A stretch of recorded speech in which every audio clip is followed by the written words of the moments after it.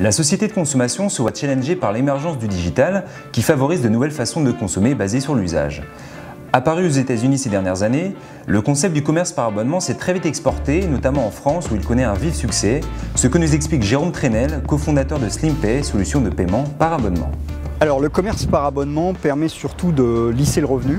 C'est un revenu stable et récurrent, ce qui pour l'investisseur est très important. C'est d'assurer la pérennité et la récurrence des paiements.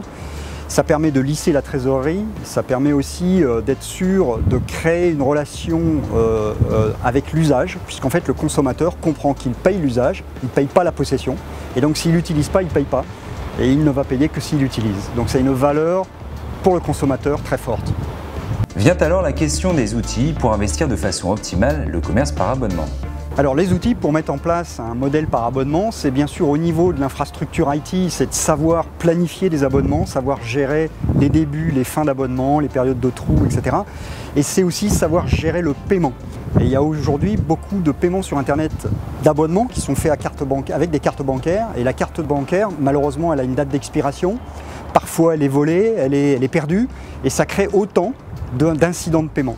Nous, par exemple, SlimPay, on a mis en place une solution de paiement qui est plutôt basée sur du prélèvement, ce qu'on appelle du direct debit, et qui permet d'avoir une récurrence, comme l'eau, le gaz et l'électricité que vous payez aujourd'hui, souvent par abonnement et souvent par prélèvement bancaire.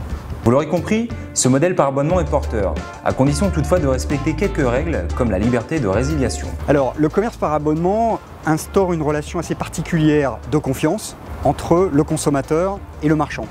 Pour que vraiment cette relation de confiance prenne toute sa valeur, il faut que l'abonnement soit le plus libre possible. C'est-à-dire de donner au consommateur la possibilité de stopper, résilier, reprendre quand il veut.